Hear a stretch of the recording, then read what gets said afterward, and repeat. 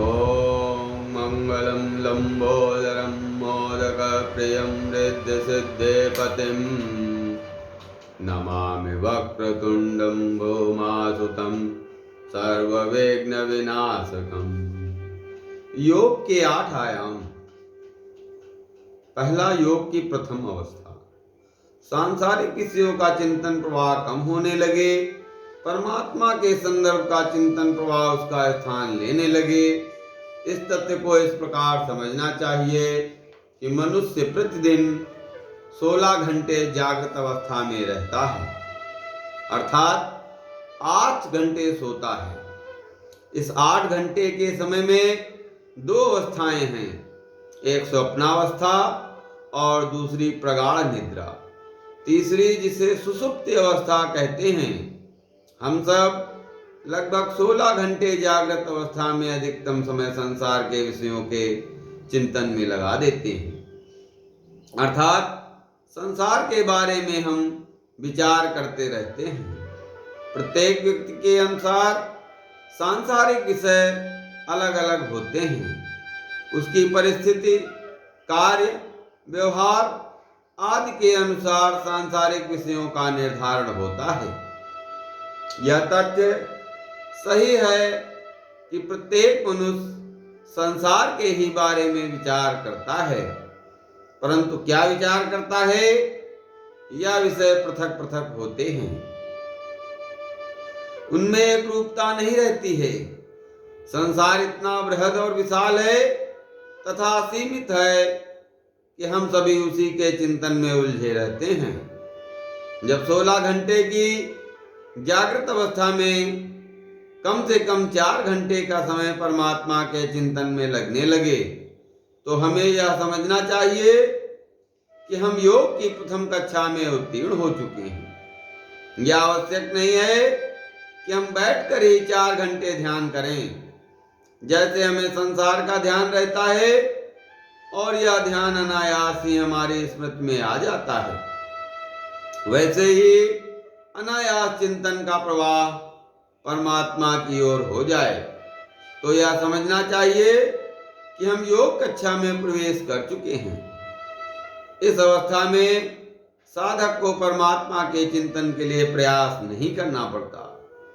जैसे कोई विशेष घटना हो जाए तो हमारा ध्यान अनायास ही उस घटना की ओर उन्मुख होता है, वैसे ही संसार के विषयों से चिंतन प्रवाह हटने पर परमात्मा के विषय में चिंतन प्रवाह आरंभ हो जाता है।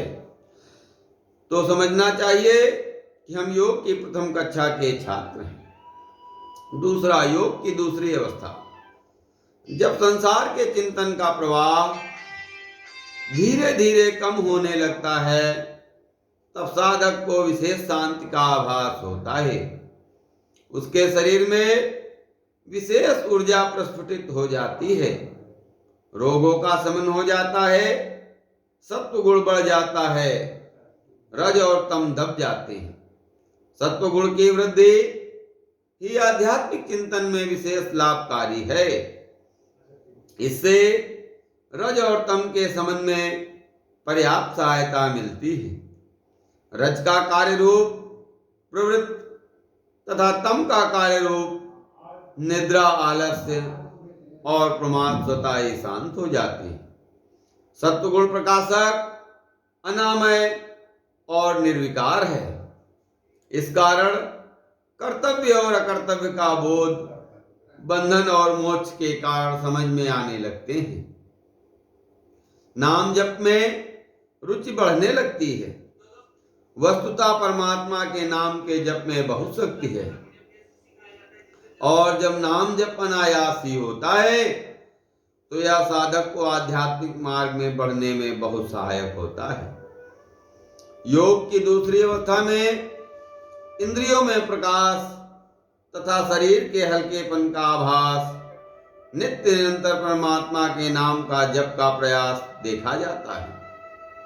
परमात्मा के नाम जप में विस्मृति होने पर व्याकुलता ही इसका लक्षण है। ऐसी अवस्था योग की दूसरी अवस्था कही जाती है। तीसरी, योग की तीसरी अवस्था, सत्व गुण की प्रबलता और उसका प्रकट होना। यह दो पृथक पृथक स्थितियां हैं। सत्व गुण के प्रबल हो जाने पर शारीरिक रोगों से मुक्ति प्राप्ति होती है और शरीर में चैतन्यता रहती है। सत्व गुण के प्रकट होने पर प्रकाश प्रकट होता है, क्योंकि सत्व गुण का स्वरूप प्रकाशक है। इस कारण प्रकाश का प्रतीकरण ही इसका लक्षण है। रात्रि के अंधकार में भी आंखों को मूंद लेने पर जो पीला प्रकाश प्रकट होता है वह सत्व गुण का प्रतीक है। हम निद्रा के लिए जब बिस्तर पर होते हैं और आंखें मूंदकर परमात्मा के नाम का जप करते हैं तो जो प्रकाश प्रकट होता है उसे सत्व गुण का प्रकाश मानना चाहिए। यह योग की तीसरी अवस्था प्रयास से प्राप्त होती है। इस अवस्था में आने पर संसार के व्यक्तियों तथा वस्तुओं से राग अर्थात लगाव कम हो जाता है। उनमें आसक्ति का अभाव देखा जाता है। अपने और पराये के भेद का समापन होता है। द्वेष भाव में पर्याप्त कमी देखी जाती है, क्योंकि राग में कमी हो जाती है। जिस मात्रा में राग होता है उसी मात्रा में द्वेष भी होता है। जिस मात्रा में राग का विनाश होता है उसी मात्रा में द्वेष स्वतः समाप्त हो जाता है। जिस मात्रा में गंदगी समाप्त होती है उसी मात्रा में सफाई का प्रादुर्भाव होता है। प्रकाश का प्रकट हो जाना ही इस अवस्था का विशेष लक्षण है। चौथी, योग की चौथी अवस्था, साधना का क्रम निरंतर जारी रखने पर योग की चौथी अवस्था प्रकट होती है। इस अवस्था में साधक को उपनिषदों में वर्णित तथ्यों का साक्षात्कार होता है।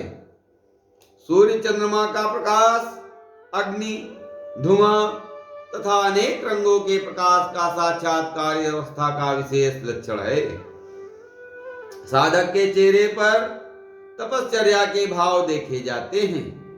अधिक बातचीत न करना, दूसरों की बातचीत के अंश से आवश्यक तथ्यों को निकाल लेना, सांसारिक प्रवृत्ति का लगभग समापन, चिंतन तथा प्रार्थना में रत रहने की प्रबल इच्छा इस अवस्था के विशेष लक्षण हैं। संसार दिखता तो है परंतु उसके स्वरूप में पर्याप्त परिवर्तन देखा जाता है। इससे यह तथ्य प्रकट हो जाता है सब कुछ अपना नहीं है। जो कुछ हमारे संबंध व संपर्क में है वह हमारे साथ नहीं है। हमारा अपना जो कुछ अब तक माना हुआ था वह सब मिथ्या है, उसका कोई अस्तित्व नहीं है। साधना में बैठने अथवा न बैठने का कोई अर्थ नहीं है। सब काल में साधना में प्रवृत्त रहने का प्रयास ही उसका लक्षण है। ऐसी योग की चौथी अवस्था पर बहुत कम लोग पहुंचते हैं तथा प्रयोगात्मक रूप से इस अवस्था का साक्षात्कार करना कठिन है। ओम पूर्णमदः पूर्णमिदं पूर्णात् पूर्णमुदच्यते पूर्णस्य पूर्णमादाय पूर्णमेवावशिष्यते।